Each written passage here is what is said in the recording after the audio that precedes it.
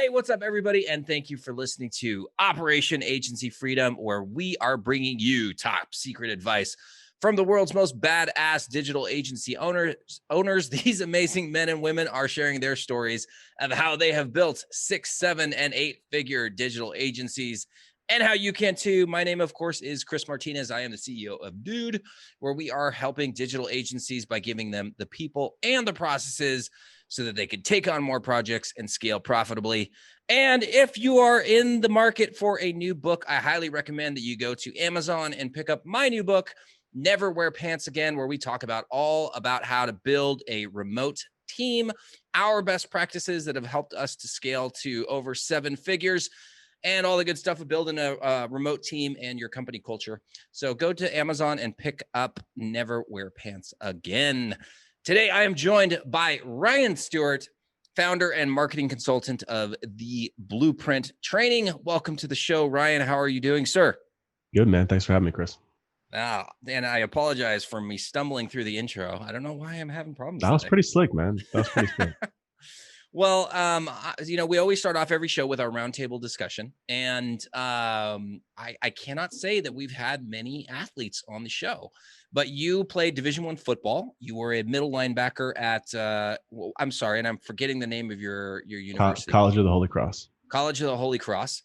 So I definitely want to talk about that. So, when did you start playing football, and when did you realize that this was something that you wanted to pursue in college? I started playing in 3rd grade. Wow. Yeah, I know. It's crazy. Actually, think about the damage that I've done to my head over the time. Started playing in 3rd grade, instantly fell in love with it. So many aspects, I think, of the game that people who aren't on the inside don't fully understand, right? They think it's just a fully physical sport, which it surely is, but the mental side of football is immense. And honestly, too, I mean, when I look at my career and my ability to grasp concepts, it's 100% because of what I had to learn through football on the fly and pressure situations, etc. So really in high school is when I realized that I had some potential to play at the next level, and I could probably get my school paid for by doing so. That's awesome, man. So you were a middle linebacker, or you started outside linebacker and then you ended up playing middle linebacker. Were you always on that side of the ball? Yeah, linebacker has always been my passion. I played a little bit of tight end in high school as well because we had to go both ways. But as soon as you get to college, it's a one-way game. Yeah. And I was always recruited as a linebacker. That was really what I loved to play. So what would you say are some of the biggest lessons that you learned from playing not just football, but specifically D1 college football? There's always somebody younger, faster, and cheaper that's coming for your neck. I'll never forget at the end of my freshman year in college, grueling. Freshman year is just grueling in college football. You're just thrown to the wolves, and it's a sink or swim environment. And I'll never forget my position coach walked into our meeting room and basically looked us all in the eyes, and he was like, "It's recruiting season right now, so I'm going to be gone for the next 2 months, and I just want to let you know I'm coming to find your replacement." And that's part of the game. You know what I mean? Like the level of competition is immense. The level of mental, there's different kind of levels of the mental aspect. There's the mental, I have to work really hard to get this done. And then there's also the mental grasping the concepts. Like people do not understand how mentally challenging football is. I mean, for all the different formations that an offense can line up in, right? And there's literally hundreds of different formations. Your defense has to be able to check into different situations, right? Moving gap alignments, changing blitz gaps, changing coverages, a whole bunch of stuff. And the reason why people lose football games is because of errors, right? It's not necessarily football games are won, football games are lost. And the mental errors that cost are far outweigh the physical things. So when you think about the people who play at the NFL, and one of my really good friends went and played for 10 years, he said, everyone is a freak there. Like everyone's a freak. Like you're not getting the NFL if you're a freak, but like they're also just the hardest working, grinding folks. And like, they're smart people, like really incredibly smart, and just the mental side of things. I mean, the amount of time that we spent not on the practice field, but in the film room, I'm talking about 3 hours a day as a college kid. It was crazy. That was probably like the biggest shock, but then also what really, really prepared me to be able to come into the world. And like, I'll never forget, I my first job out of college, I got a great job working as a consultant for Deloitte, but like, I was like, this shit is easy, man. Like, why are people complaining? Like, you're sitting down in air conditioning all day, like in front of a computer, like, shut up, man. Yeah. Like totally. it just like, it was a very drastic kind of preparation for the real world that was able to propel me. And even now too, like I go to the gym every day. It's just something that I feel like I just enjoy doing. And it's been just ingrained in who I am as a person. And it's, yeah, I mean, the lessons that it gave me were just insane, really insane. Yeah. It definitely becomes a part of your identity, that identity of being an athlete, and somebody who is not necessarily physical, but moving your body becomes a part of who you are. Right. Yeah. And like, if you've ever picked up an injury, like I have, I think I told you, I've torn both of my Achilles tendons. And so being immobilized for both of those is just awful. I know that I'm a grumpy person when I'm not able to move my body around. So like from the mental side, there's definitely something about being physically exhausted and then having to find a way to focus and execute a play, right? Follow somebody around on the field, and I played soccer, so it's a little bit different. But you always have to have that mental fortitude, because it's one mistake. You make one mistake, and that's going to be the difference between winning and losing that game, and essentially losing your spot too, because like you said, everybody's always after your spot. What are some of the tricks that you use to maintain that mental fortitude?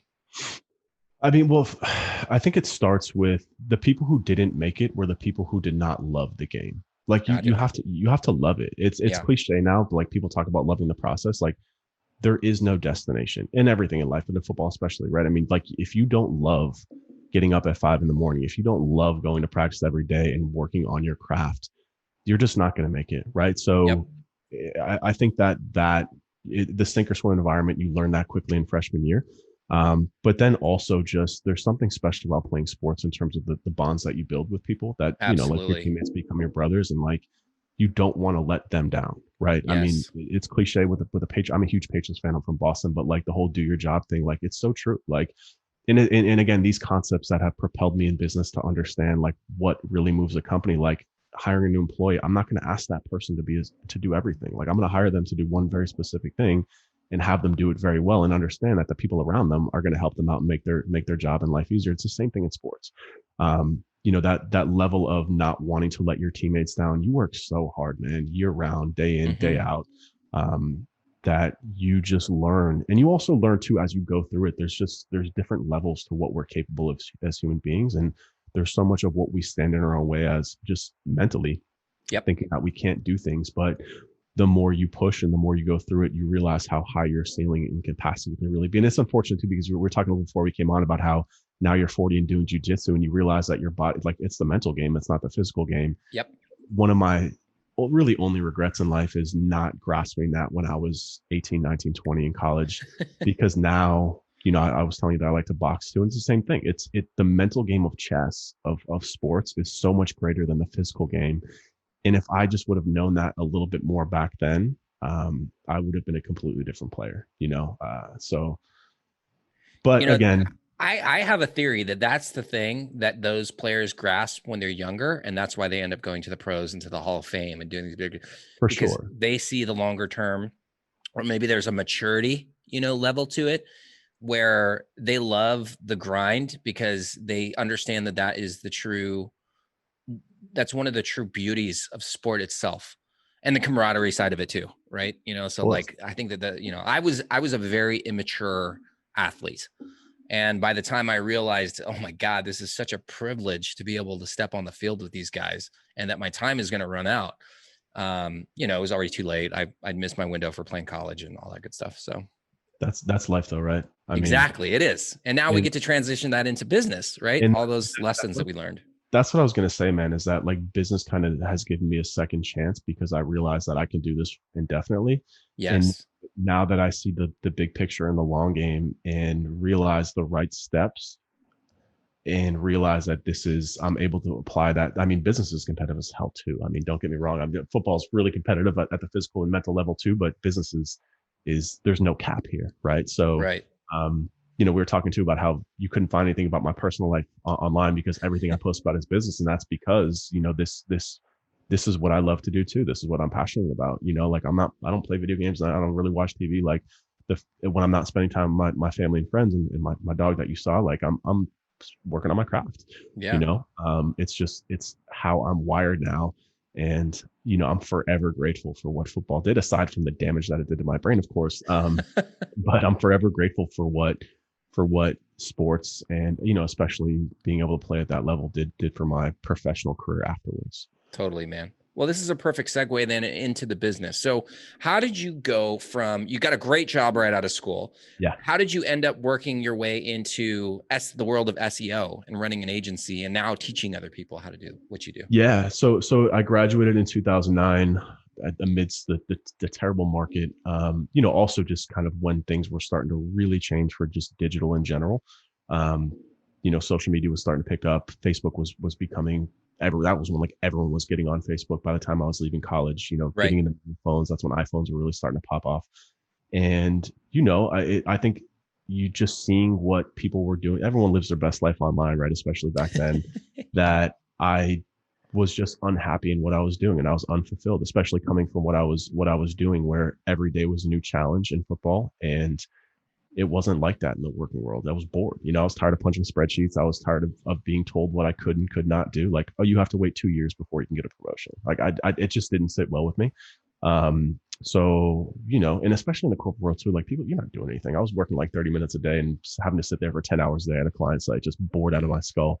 Yeah. So naturally I just started searching the internet and found like the infancy of internet marketing. And this is back in the day when people were selling like hot garbage too. This is like internet marketing, not digital marketing. You know what I'm saying? Right. And yeah, I just got sucked into the world, but fortunately I was able to kind of, try a few things, fail at it, and then continuously push in different directions. And one day I was literally sitting in a coffee shop, and my first kind of like venture was back in the day of Instagram when before Facebook even bought it. I was like trying to build these like big accounts, whatever, not important. But basically I was on a call and this guy sitting next to me heard me at a coffee shop and was basically just like, there's an easier way to do things. Like there's a way that you can get a website to rank first in Google when somebody's searching for something. He's like, and it's really not hard. And this is back when SEO was easy too. So that's how I found out about SEO. And ever since I found out about that and realized like the unlimited cap potential, I started doing some consulting, taking on clients, and then, the rest is kind of history from there. So what were some of the big wins that you had early on in your SEO agency career? So the first couple of big wins was really just understanding the full scope of how to get a website more traffic and rank it first. And once I was able to do that, I'm a very process, and I know you are too, obviously. I mean, it's funny because I actually, side note, I'll answer the question in a second, but a while ago, I stumbled across your company's website and I was like, this is, I'm a huge proponent of productized services. It's how we deliver everything. And I know you guys have that down. So I was actually excited to come on. Oh, cool. Because you guys have really nailed that and your offer is amazing. So point is that I've always, being in that consulting environment, I learned about processes. I was doing like a lot of business process reengineering for like, software companies and stuff, but I learned about basically like big businesses ran on processes, right? That's the core of what a lot of businesses are, is the process. And then you use people and use technology to speed it up and get more efficient, et cetera. So I started building a process around how to rank these websites and got very efficient with it and ended up starting to take on a couple of clients. And then that agency imploded. I went to go work at a large consulting firm. But it was really kind of like the realization of really process, I would say, you know what I'm saying? Especially with something like SEO, there's so many moving pieces. And it's so complicated. If you don't have a process for it, then you're going to fail. And that's really become a cornerstone for, like, that's what the blueprint training is. It's literally an end-to-end process. I call it a coloring book for agencies to do SEO, SOPs, templates, deliverables, etc. It's a process. And it's really kind of been the driving force behind a lot of my success, both at the agency level, selling that service to clients, and then also training and reselling that to other agencies to basically as a swipe file to use at their agency. Awesome. So I love the process side. Who are some of the key people that you brought into your processes that really helped you guys to scale? So my first company, Weber's, I actually sold the agency in 2018. Have it back now. That's a long story, but the first person, and this is a question I get asked too, especially in SEO, is like, who do I hire first? Yeah. the way that I answer that is it really depends on what you don't want to do and what your strengths are and what they're not.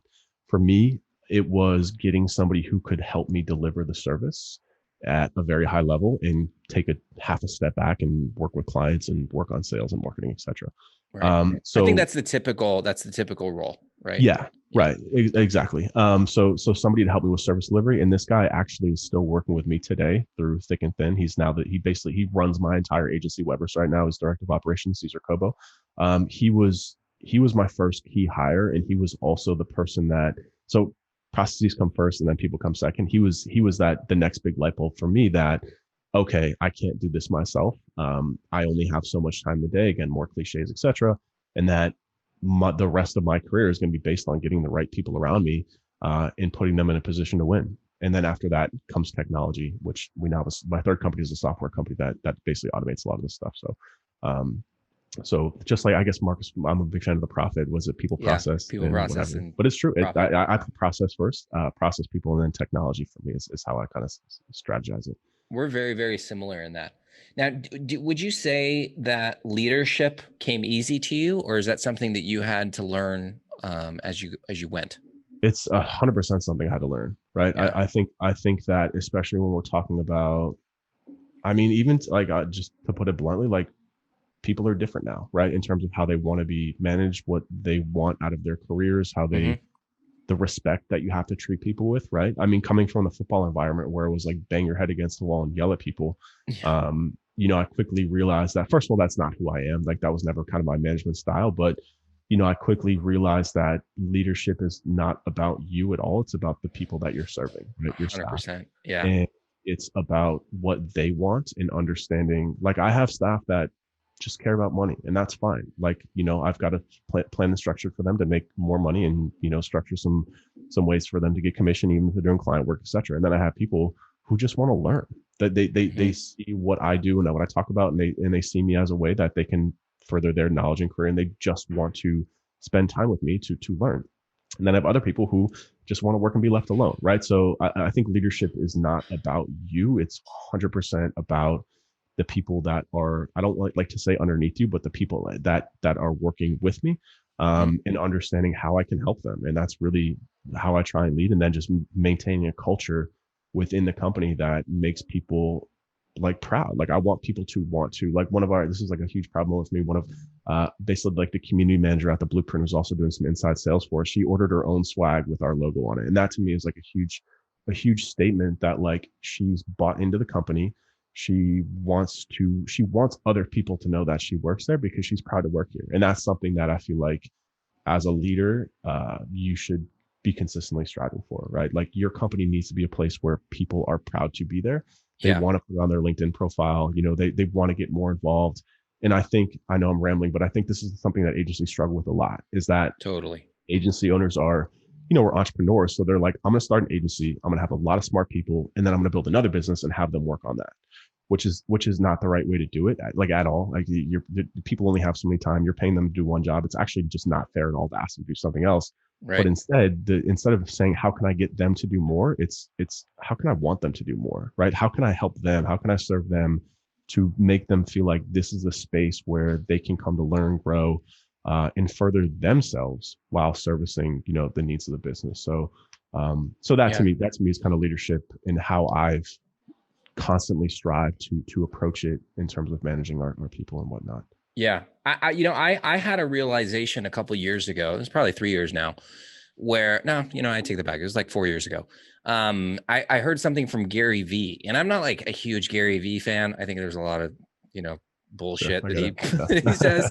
But he said, your people are not there to serve you. You're there to serve them. Sure. And that completely blew my mind. And when I realized that I had been managing incorrectly based on that philosophy, everything shifted. And then the attitude of the people started to shift. Of course, the results that we were getting from our clients started to shift. And now hiring isn't a necessary evil for me. It's one of the things that I enjoy the most. I'm not as involved in it now because we have so many people. But I love creating these opportunities for our staff. And it's like one of the things, that we're always talking about, is that, when we do great work, we create new job opportunities for people, and we're able to help them provide for their families and stuff like that. And that has become a big part of our company culture. Yeah. And so, yeah, leadership for me is definitely something that I sucked at. And I'm sure that, 5 years from now, I'll look at some of the things that I'm doing now and I'll be like, you were an idiot. Like, why were you doing that? But it's really, really fun. And I can definitely relate to what you were saying from the athlete standpoint, right? Is that, it was, maybe it's part of our DNA as athletes to just, we yell at each other, we literally fight, and then we're fine, right? And you can't deal with that. You can't do the same thing with staff in your company. You do have to adapt to the different personalities and the different ways of communicating to people and the different goals and stuff like that. So, in some respect, being in a team, in a sport environment, and being in a company is a blessing. But there's some aspect of it where if you are too firm on that style of management, it's just not going to work in the company. For sure. Yeah. For sure. So, tell us about what's going on now, because I know that you have a few things going on. You retook the agency, and then you have your blueprint, which is also blowing up. And that's actually how I reached out to you, because somebody told me, "Oh my God, you got to get Ryan Stewart's blueprint." So what are some of the big things that you guys are working on right now, and the software too, right? For sure. So there's three companies that I like to say in our portfolio. There's the Blueprint Training. There's Weberus, which is just an SEO agency. It's all we do, and I'll unpack that a little bit more in a second because we have a very, very unique and specific offer. And then the third company, it's called Coding is for Losers. But we've basically built a piece of software off of. Glad you laugh at it. A lot of people take it personally. We're to the point where we're actually having to probably rebrand, unfortunately. But so my business partner's name's David Krebit. He is a very unique skill set in terms of his ability to not just write. He doesn't even write code. He's Python, SQL, like automation languages, but also kind of like build and manage dev teams. We basically built a piece of software that I don't know if you're familiar with Google BigQuery at all. It's basically a cloud database processing engine. Okay. We basically built like a Zapier, the equivalent of a Zapier, but for BigQuery, where it allows companies like yourself to drag and drop your APIs, like Facebook ads, Google ads, whatever APIs that you might be using, put it into a database, and then we help you visualize it in custom different reports like Data Studio or Looker, Tableau, etc.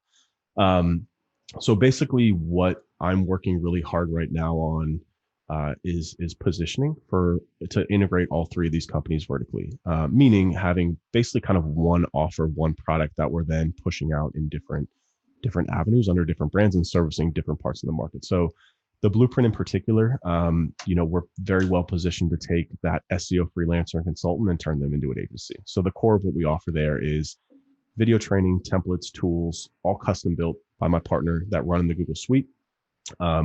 And then also coaching consulting on top of that via Slack. And then we also offer one-on-one coaching consulting as well to really help them pull themselves out of the agency and build that operational excellence via processes. Like literally the exact service that we were offering at our agency that would force us to be acquired. I basically packaged that into a course and put it online. And now we're selling that to SEO agencies and consultants. We're also working right now to kind of reposition that offer a little bit more to kind of stack some more stuff on top of that. But that's kind of the core of that. And then at Weberus, what we're doing is we're literally taking, again, what's inside the blueprint, we're offering that as a service. And more specifically, we've moved into what we call a sprint model. So we've really stripped down SEO into 6 core elements, and then we're offering those in 3 different sprints.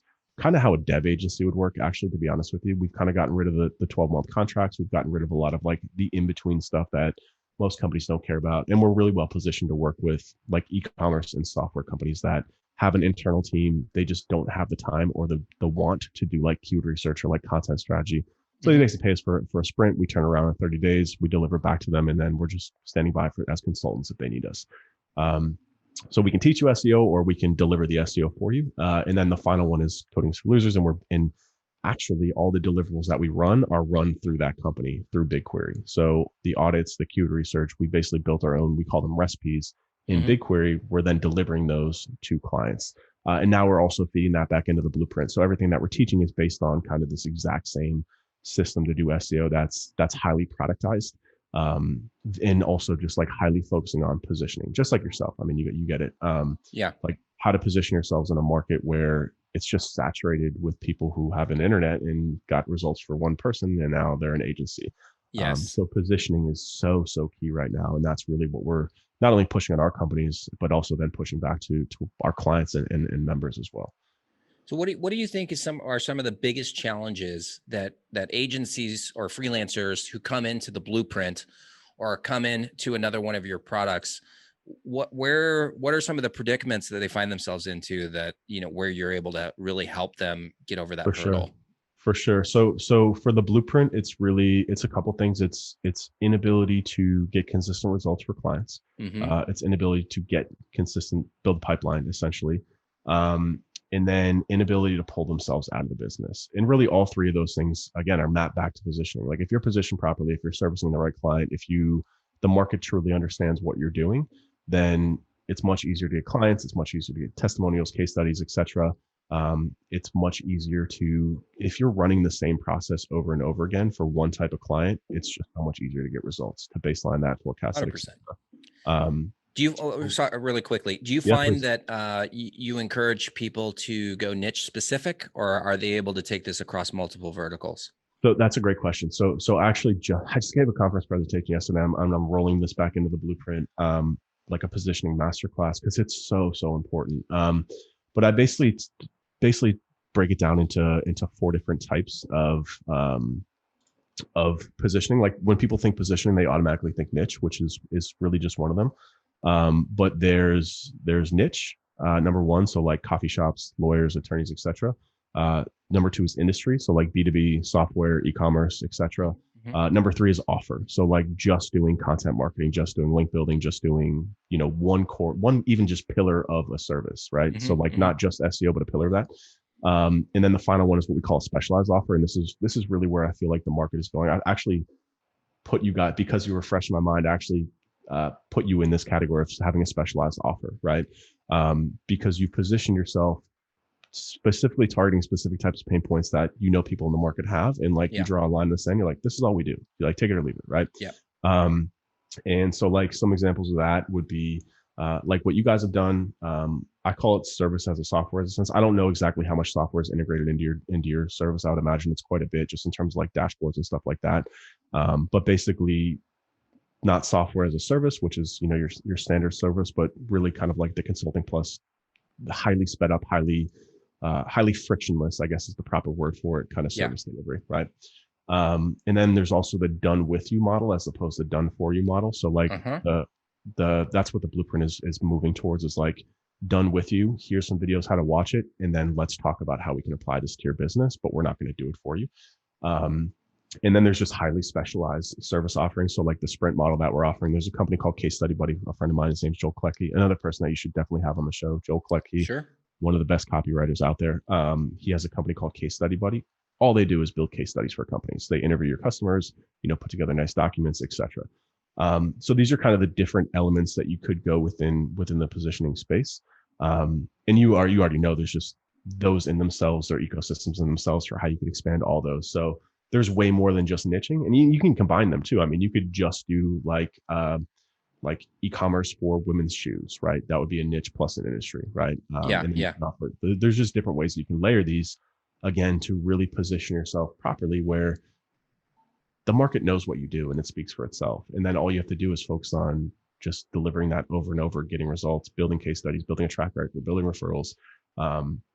And then once you have those assets, then you can go into more aggressive marketing, advertising, because it's just, dude, it's so much easier to run ads when it's like, hi, like I only work with attorneys. Look at these 10 other attorneys that I've worked with. Like, let's have a conversation. As opposed to like, I do SEO. Like, great, I give a shit. You know what I'm saying? It's just, it's a much more efficient and effective business model in today's market. Awesome, man. Well, believe it or not, we are out of time. So unfortunately, that's the last question that I'll be able to ask you. But we'll definitely have you on the show again. So what is the best way for people to get in contact with you?